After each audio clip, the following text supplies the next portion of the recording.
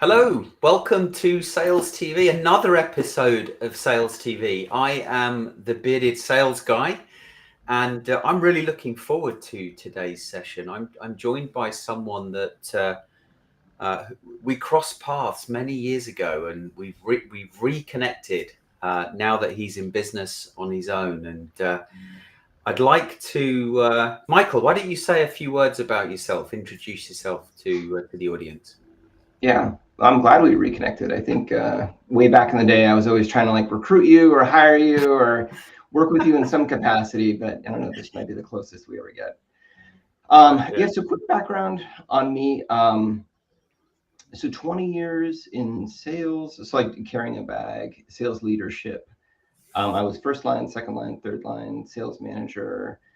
And then in the last 6 years, really did a transformative experience and transitioned into being head of revenue operations at a pretty decent sized company with 100 salespeople, 15 SEs, large CX organization, all that kind of good stuff. And for me, it was a really transformative experience because what it really showed and shared with me was when I was in sales, I really didn't understand what took place on that other side of the fence.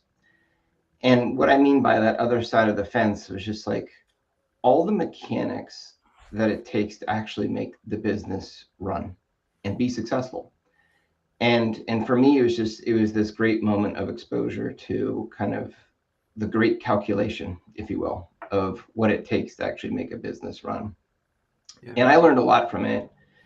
And it really opened my eyes, of understanding what it takes to run a business. But more importantly, it helped me really start to understand and respect a lot of leaders that I've come across in my lifetime, where I've looked at them and gone wow, they are great leaders. And the puzzle pieces started to come together where not only are they great sales people and they get along with the sales crowd and know how to rally the team, but they're really good operators. And it really kind of propelled me to understand that entire other aspect of what it takes to run a company. Yeah. And you've made the leap now. You've gone from corporate to running your own business. It's a relatively new step for you. Yeah, relatively new step for me. It's an exciting one, and I'm doing what I can to try and hold myself to my own sales, quotas and so forth. But yeah, it's exciting. I mean, I learned a lot in that experience. The sales piece obviously is what it is, but to be candid, I feel like the revenue operations experience that I had over the past 6 years, it allows me to parachute into a lot of different organizations and help them solve challenges that oftentimes are the thorniest issues of the business. They're having trouble hitting goals. They're having a hard time with compensation. They're having a hard time figuring out the right staffing models. They don't know how to set up service levels for their customers. They're having a hard time managing the book of business. There's countless issues that smaller companies that are strapped for resources are challenged by. Yeah. And no doubt, like many of us new to starting and running our own business, we're wearing many hats, including carrying the bag, as they say in sales. So dusting off those old prospecting techniques and hitting the road. So I think that brings us quite nicely onto the topic today about the role of a modern CRO. And it sounds like this could be quite a complex topic, but if you could simplify it for us, what do you think? What does the role of a modern CRO really mean or consist of for you, Michael? Yeah. And maybe what I'll do is paint two pictures. I'll paint kind of what I think the modern CRO is or needs to be kind of long-term successful in the role. And then I'll describe maybe the person that we've all worked for or with in the past, where you go, why is this not working out? and so my personal belief is that the modern CRO, they need to be equal parts two things. So 50% sales, which is this kind of intangible thing, right? They've carried a bag, they understand buyer mentality, they understand sales mentality, they understand how reps gain quotas, They understand how reps, use their time, all of those things that go into running a sales org and understanding, how salespeople behave and how sales managers behave. The other 50% that I think a CRO or top sales leader needs to be is that operator. And to be candid, it has not that much to do about the act of selling or giving a pitch or telling a story. It has everything to do with like the mechanics, the metrics, the KPIs of the business, and being an operator and holding people accountable to outcomes and measured outcomes. And I think, for a modern sales leader to be successful, if you are not both of those things, it's going to be really hard to be successful in your job in the long term. And specifically, what you will find is that as companies get bigger and bigger, so 50 million to 75, 75 to 100, 100 to 150, 150 to 2, 2 to 3, all of these different levels and gates of maturity that a company is going to go through. Basically, the problems are going to get harder. The decisions you make are going to get bigger. The impacts that are going to be felt are going to be larger, and it gets really hard. And part of the picture that I want to paint is that like when you get to this level of decision making, like anecdotal evidence it's like it's not a good decision making criteria for important outcomes. Yeah. And go ahead. I was going to say, when you say anecdotal evidence, you're talking about the past experience and how that might apply to the future. That's how I'm interpreting that. Or yeah, so I would call that as like, some people call it pattern matching, some people call it intuition. On some level, you could also call it bias, right? Hey, I experienced this in the past, therefore this is true, and this is how this is going to turn out, or whatever. I'm a data person, and like maybe what I'll also do is paint a picture of people, and we've all seen this. A sales rep does really good, and they become a top sales rep in the company. Some leadership person goes, man, we need them managing the people because they know what they're doing. So put them in a first line role. Well, what does that person do when they join the first line management? They usually close all the deals for the people they're managing. Shotgun in them all. Yep. And they know they shouldn't be doing it, but they do it because it's survive or die. Yeah. And then they get promoted again because, man, those results were good. And before you know it, these people eventually might even become heads of sales. But when you really step back and you go like, what is this person? Like, who are they? Well, they were a salesperson not that long ago.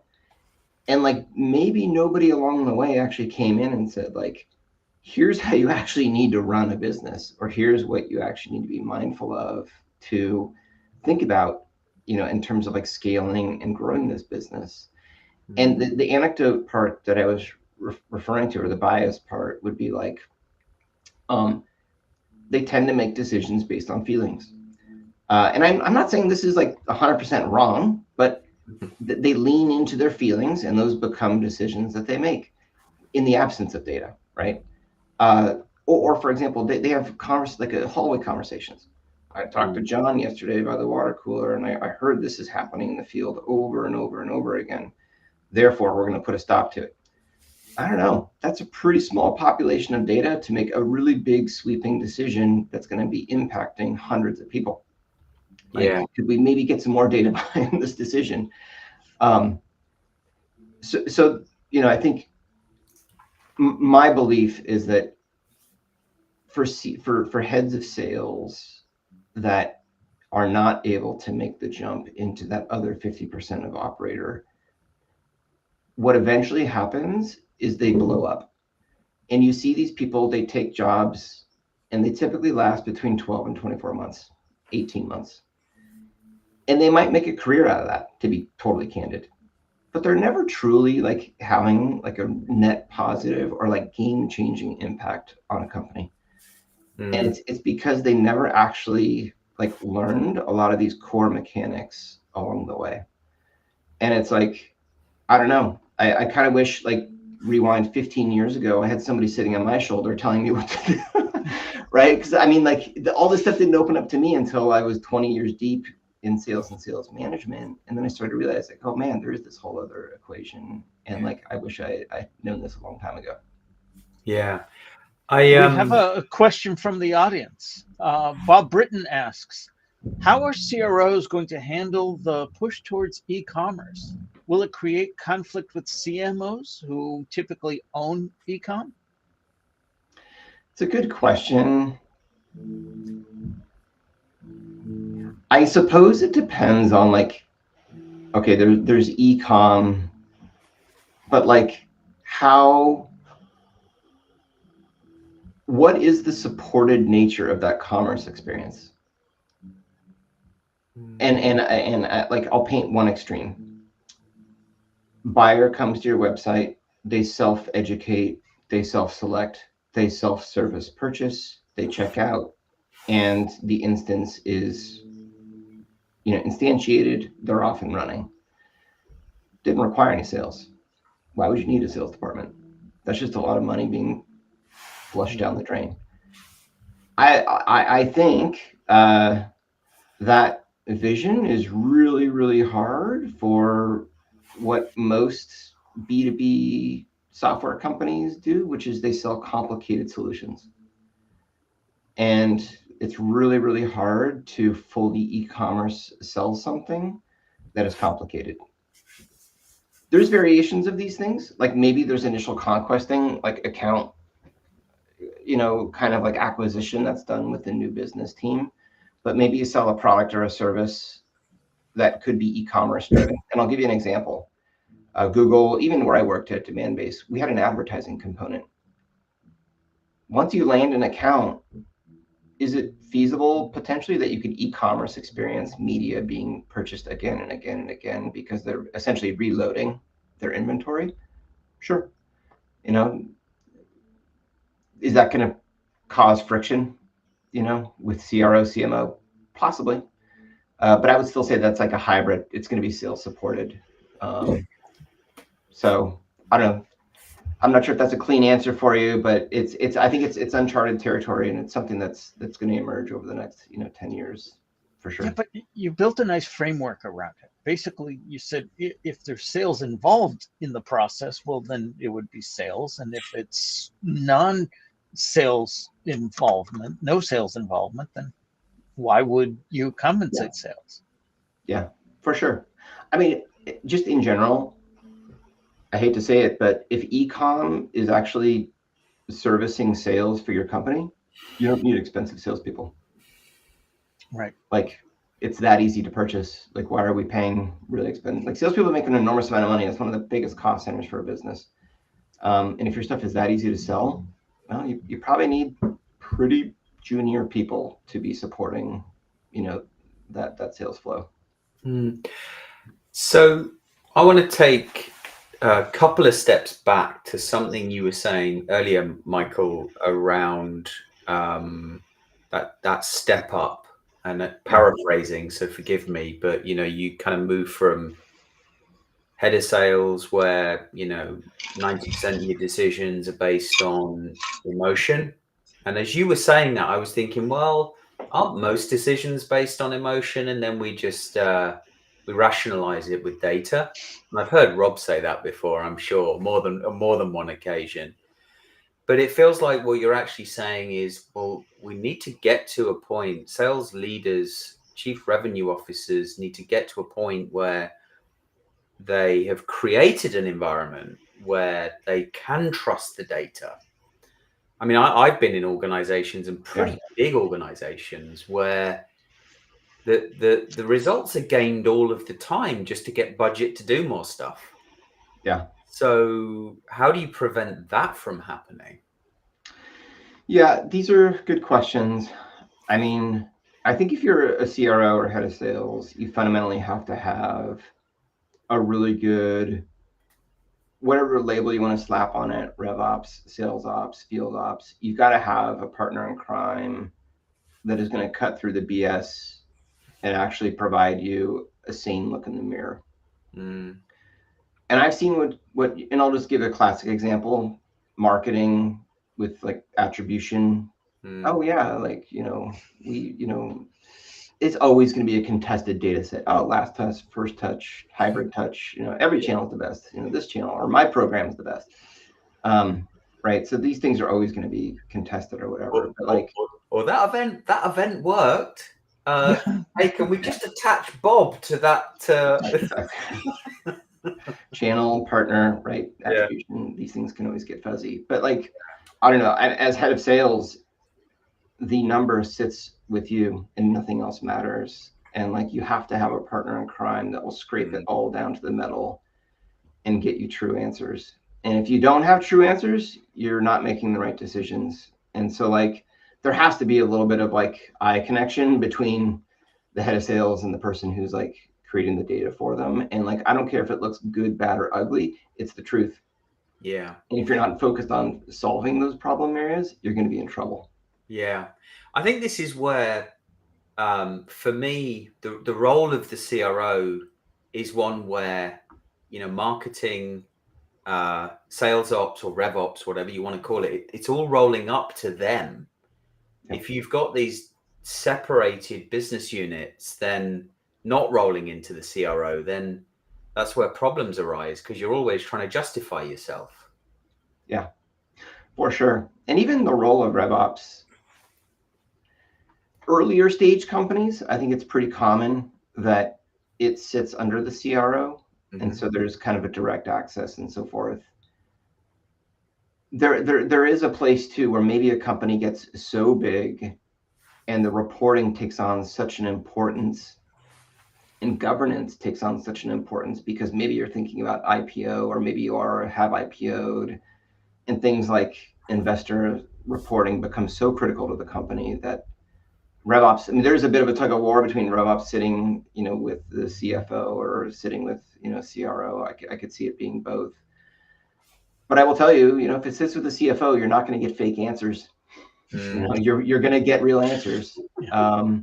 So there's arguments to be had for why it would sit there, right? And getting to your point of like, we don't want cooked data that's just telling the story that we want people to hear. It's actually telling the truth. Yeah. Michael, let's take action. What are some of the more common problems that you hear? And more importantly, what are some of the steps the audience can take to solve? Yeah. So like, I guess if I was, like a rep that maybe was aspiring to, become a manager, or if I was even a manager at any level of the chain today, and I looked in the mirror and I said, geez, like I know I'm still basically a salesperson. I'm a storyteller, I'm a pitcher, I'm a presenter, I can manage salespeople, but I don't understand the mechanics of the business and how it works. A few tips that I would just give. So first would be a focus on pipeline. Mm-hmm. As you guys well know, like pipeline it's everything. And in particular, pipe gen, right? So like as a sales leader, you could be doing a million things, right? Yeah. If you as an organization are not hitting your pipe gen goals, you're going to miss. I'm just telling you, you're going to miss. You're going to miss your bookings targets. Nothing else matters. And so like pipe gen becomes like this like really important moment for a sales leader to show their leadership. And what I want to say too is that a bad leader just like points at everyone and goes, hey man, like you guys suck, and like SDRs, you suck, you're not hitting your goals. Marketing, you're not hitting your goals. No, everyone's got an equal hand in this thing. And it's like, this is an opportunity for a sales leader to be a force multiplier in like the cadenced marketing and sales. Like if you guys have weekly meetings or bi-weeklies or monthlies, whatever it is, where you get together and look at goals versus actuals, right? Be a positive force multiplier. And part one is make sure your own house is clean. Mm-hmm. So like there is no good high functioning sales organization where even the most expensive outside sales reps don't have quota for pipeline gen. So like before you start pointing fingers, how much activity has your team done? And does your team actually have pipeline quotas, and where do they sit on pipeline generation. Because like, I don't know, I feel like there's a lot of senior sellers out there where they think they've arrived at some fantasy land where it's like, oh no, because I'm so senior, because I've been doing this for so long, I don't have to generate a pipeline. I work with my SDR really tightly, and I work with marketing really tightly, and everything works out. Yeah. It's not going to work out. It doesn't work out. You have to be responsible. You know, age in experience makes no difference. You know, and so that's like, you know, really important. And then the other piece is, don't point fingers. Come to the meeting with ideas. If you're short on pipeline, hey man, how do I partner with you marketing to come up with field marketing events? Maybe we start doing campaigns with mailers. Hey SDR, like what are your sequencing messages look like? Or what are the accounts you're working on? Is there anyone that I know in my network I can help you break through to? It's a team sport, man. And like you have to be coming to these things, like willing to play ball with everyone and get creative and be successful. Yeah, 100%. I'm totally with you. Sorry, go on. Were you? Yeah, no, it's critical. I mean, like if you miss those quarterly goals, it's not only going to screw your current quarter, but it's going to have impacts in your future quarters too. You know, most deal cycles are greater than 90 days. And so, yes, we're freaking out about the current quarter, but guess what, man? If you blow this quarter, you're going to probably miss next quarter too. And it may, you know, it may even impact +2 quarters too. Yeah, it didn't.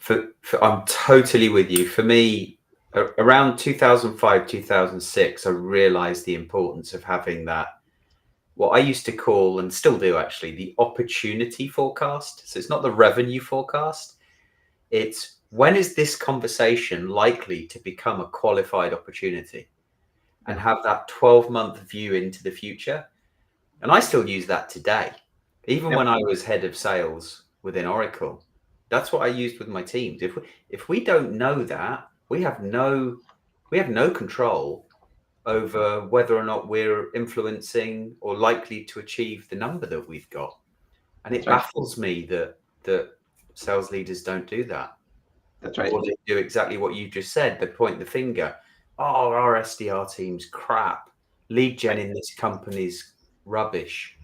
Along those lines, we have a comment from Bob Britton saying the outsourcing of the SDR BDR process has caused sellers' prospecting skills to atrophy.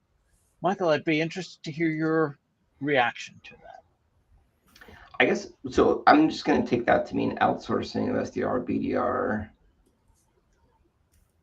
meaning we've outsourced the entire function maybe to a third party. Right, as opposed to having somebody grow up through the ranks of the SDR, BDR into the salesperson. And I've learned a new word, by the way. Thank you, Bob Britton. Outsourcing? Atrophy, sorry, refers to a decrease in size or wasting away of a body part or tissue. Yeah, it's like my muscles. That's right. Hopefully not our brains. No. Yeah, I don't, you know, it's a bit of a controversial topic, to be candid. And like, I'm just going to state that I have a strong belief that in-house SDR, BDR function is the way to go. And if you have a really good SDR, BDR management team, like I just don't know how you build a scaling company without having that in-house, to be totally candid, because there is a direct connection between hiring typically young, inexperienced people that come in and do this role for a period of typically 18 to 24 months and then graduate up through. And these people are hungry. They've learned the pitch. They've learned, the company. They know who's who in the zoo within the company. They know how to get stuff done, and they can be put in a place to be successful as a rep. And my experience too has been like the people who have graduated up through the SDR program into being the reps oftentimes become the most successful reps.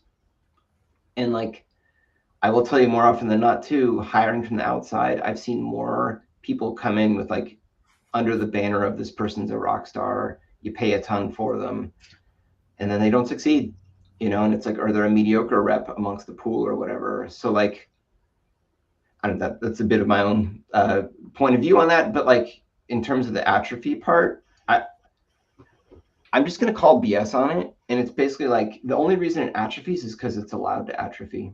And like, basically, like I believe that as a sales org, you're issued your dollar quotas. And your dollar quota might be like, I have to sell this much recurring or this much services or this much XYZ. And that's your quota. But the same way you issue that dollar quota, you also issue a quota of pipe generated per quarter. And for like a rep, it might actually be whatever, 3, 4, 5, whatever that number is. It's not going to be a huge number on a quarterly basis. But you're only allowed to atrophy if that's not part of your quota, because then it's just like this land of the abyss. And like, hey, I did as good as I could. I got 1, or whatever. And it's basically unmanaged. And, part of the interviewing cycle and part of like the hiring process should be, this is what we do, and this is what's expected of people who work here. And if you run a ship like that, like you are running a top flight sales organization. Yeah. Brilliant. Well, Michael, Rob, this has been great. How can people get in touch with you? Yeah, so LinkedIn. I'm sure you can find me. So just I think it's under my name, Michael Heilmann. Yeah, that's my name, Michael Heilmann. I also have company website, ScaledRev.com. That just talks a bit about me and some of the stuff that I do from a consulting, basis point of view. But yeah, happy to chat with people, kind of direct message, further on this topic. But I have a lot of thoughts to share with folks on things that you can do to, kind of convert towards that operator, place.